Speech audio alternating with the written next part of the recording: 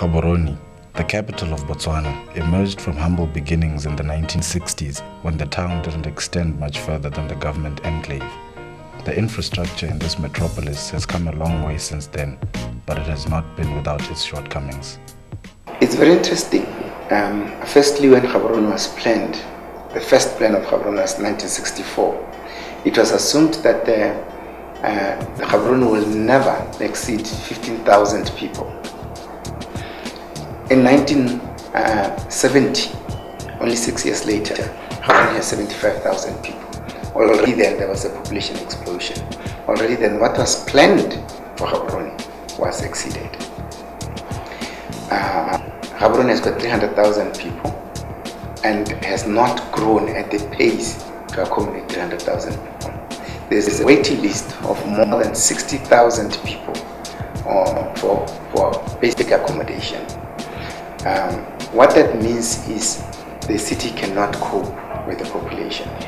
After the discovery of diamonds, this development in this country tended to now pick up momentum, and the city of Gaborone was the biggest beneficiary, being the capital city and I think the major town in the country, and because of its proximity to Johannesburg also, it tended to run away. So it was once considered the Africa's fastest developing city. I think we had that running for some time until recently, I think, when the land got exhausted and the thing, I think, slowed down a bit. But it doesn't necessarily mean that the city stopped growing, because there's also the regeneration from within. Actually, se ke se lemogang thata ke gore Gaborone is an unplanned city. Ga ya planiwa sentle. So sante. Plan ra na dira Gaborone. We dirile le haphazard. So ga ka plana di buildings tsa le ditsela tsa teng gompieno da uncalled for. In fact, I can say this with confidence that Gaborone for a very long time people used to go to do their shopping even for groceries in my Fiking business next door. Zeras, I still remember when we used to go to Zeras to buy basic needs.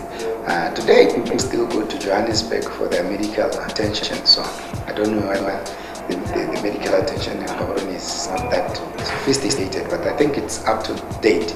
Just that it has become almost like a culture, because the city was not seen as the center for efficient distribution, which is what the city is. And because of that, we are still going elsewhere.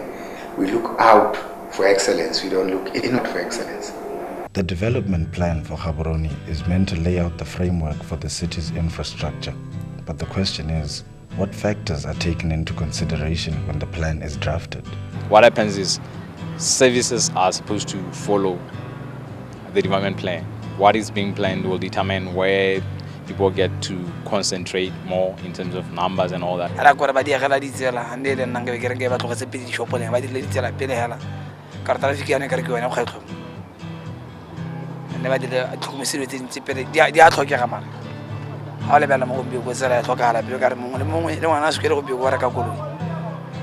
you are calling transportation is a means of distributing means in the city, and our roads are clogged.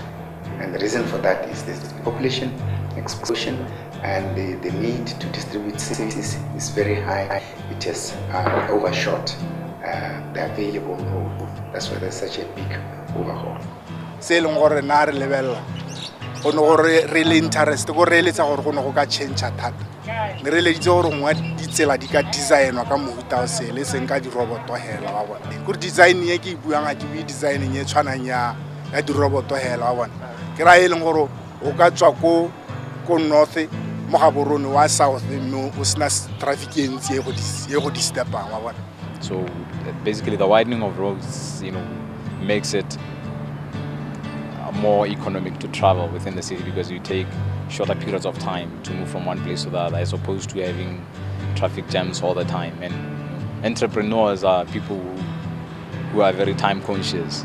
Business people are very time conscious. They don't want to spend 1 hour in traffic just to travel 5 kilometers. It was realized when we revised the city development plan in 09 that it's mostly a sprawling settlement, a sprawling city. low density city. That then creates what I would call an energy intensive settlement, where you're requiring a trip for every activity. That is a very costly city. So to try to address that, the city plan, the revised city plan, has recommended maybe to try to encourage higher density developments, to have people to intensify their blocks. That way you then raise operating thresholds for business, so you don't get a situation where the blocks 5, 6, block 6, block 7, block 5 are just simply dormitories. People are commuting from there to the workplaces. So once you raise those densities, there's now a chance for development of business in those blocks. When you have a more compact city, it reduces the need to travel. When you have people living closer together, it reduces the need to travel. It makes the city more walkable. So all these initiatives that the government has been trying to come up with, of encouraging non-motorized transport, in terms of people getting to walk more and ride less, using non-motorized transport, all those would become a reality if the city is more compact. Planning for services and industrialization is one thing, but that's not the aspect that makes a city stand out to the rest of the world. That has more to do with its style, the peculiar design that makes it unique. Does Gaborone have one of its own? When the colonials came, and after what we call independence, the styles really reflected the environments of the people who were here during colonialism. In our case, it's largely the British. And they brought in their own people who knew only what they came in from their own countries. I mean, I'll give you 2 examples that really have influenced Gaborone, and they have nothing to do with this place. One is the glass building. There are 2 very well-known examples, public buildings that are enclosed in glass. And you can see that the people who designed those buildings, I won't name them for, obvious reasons, but these people just came in from Europe, basically, and they applied European standards here. Now, if you look at European architecture, it has a lot to do with trying to bring in light and heat into a building because of their winters and their environment. But you look at our environment and it's the opposite here. We actually need to keep heat and light out because we have too much. And if you look at our indigenous buildings, our rondavels, that's exactly what they do. They're built of very thick masonry, and they have very small openings for windows and glass, for windows and doors. And they have a lot of space and air around them. Gaborone has got a name. That's how it identifies itself. It's not Slibe, it's not Pretoria, and it's not Rome. And if it has a name, it does have to have its own brand, its look. People should be able to identify with it. If I asked anybody, how would you describe Gaborone physically? What do you say? It's a sprawling city.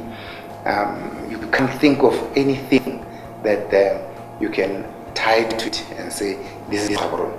Gaborone is one of the few cities in Africa that has retained spaces like this without them being encroached on, people grabbing them, people building them up.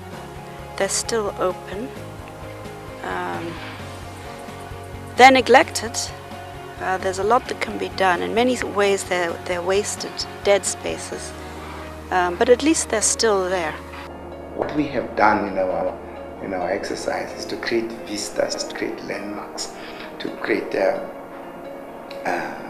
people spaces where people mingle and meet, spaces that people can own without necessarily having tied to those spaces, like parks and natural entertainment areas like the mountains and the rivers and so on. And those are the things that give a city a character. With all of these factors considered, the important question has to turn to the city's prospects for the future. So, what is the way forward for the development of Gaborone? I think Gaborone's future development, as with the entire country, they really need to broaden stakeholder consultation at the beginning, rather than rely on the classical, traditional approach of just talking to other architects and engineers. Yeah. I mean, in Gaborone specifically, you really need to talk to your transport service providers. You need to talk to your bumasapi, because they can tell you where business is going to grow. Ditsela le dikago ga gona gore di ka beiwa yang rona ke ne re ka kopa ela gore ga ne go ka kgonagala be re ka tsenyediwa ra fiwa ra galwa go di take shop nyana mo teng yana ela tse di dintle mo go smateng yana ela ana be re tsengwa mo teng re duela a certain amount ela gore re kgona go tsweledisetsa business tsa rona go le go babalesegile ka ne re tla be re babalesegile gore le magodi ba re utswela gona bona motho a emeela ka koloi hala yona ke tla gore motho o tlo go reka ga o ntse o re wa mo tšhentšhela tsubule o pha mo tsa letogo o ile ke gantsintsi ba re tsaela madi gone hala ene mme o ke na le ene gone gana o remilwe ka selepe gone gana mo seropeng le mo letsogong gana bošwenyana hela yana mme se la ntlha a utswela e la bontsintsi ntse re utswela gone. You have cities where, for example, Tunis, where I've lived in Tunis for many years. But in Tunis, they have a building in the center of town which shows plans of anything they're planning to do that's new to the city. So any interested person can go there. They can see what's going to be coming up, and they can make their comments. They can make their input, and the public knows where that place is. So I think we need to start doing a lot more of that, really get public engagement, because they have a lot of knowledge. They can tell you what's going to work, they can tell you what's not going to work. In many ways, much better than us professionals. I'd say, the one thing we'd like people to understand is that, they need to own up to all the development proposals that are made for the city. It's not just up to the authorities to see to it that these plans come into place. People have, I believe people have a more major role to play than the authorities, because with that sense of ownership, everything will just become a success. We on our part have a problem with coordination in some areas, because our planning does seem to get a bit fragmented in some instances. Some stakeholders get left behind, but these gaps are being bridged, and we expect people to come on board and also play their part in owning up to these plans and just promoting the city. We want Gaborone to be a major city within Southern Africa. We want Gaborone to compete with the best cities, at least in Southern Africa for now. Then, if we can attain that, we'll look beyond. In my opinion, we have not really truly understood urban renewal as maybe opposed to when you see Joburg or Orlando. They have not run out of land, but they still make plans for the growth of the city. So, but in our country, people tend to think when you say a plan, you're going to see new plots or what. But when the city has reached its maturity now, it's redevelopment, regeneration, or urban renewal, as they refer to nowadays.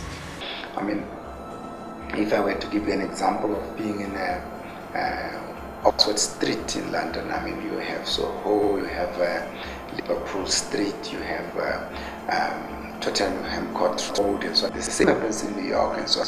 These are pockets of activity, and so on. And when you're working there, you could have a pizza, you could go to the Indian center, Chinese corner, and so on. This is how cities are, the metropolis of city. It must be a melting pot, there must be activity. Then business thrives, the cultures meet and derive. That's what the city is, and not a village. And so Gaborone continues its march to become one of the major cities of Southern Africa. Only time will tell if the city will manage to achieve this lofty goal. and we'll all be there to stand and witness. Capital, city. Everybody talk about eat it, this be how I give back to my city. Been around from the 60s, never losing touch in the place you picky. Woody born, lady bonnet at the city. Otherwise wake up to go psyche. Bunny buy up a fire cause a life for your die is speedy. Get you hammered like a speed gear. When the summer marigare ooh city. GABS, we don't want BS. Banabada, live life, yeah, DS. TV, E-Beam, they don't hang with you unless in the cool over east of places like a bull and bush. Some wanna claim that gaps ain't gaps no more. Thinking of times never travel more. For DJ Eddie, Cosmo, Dolphus, holding it down, go club, yeah, cat, last skis, oh, sit on the ones and twos. Club, last flash in black and blue. 2010, it's animal CD, and we the reason you're touching the sea.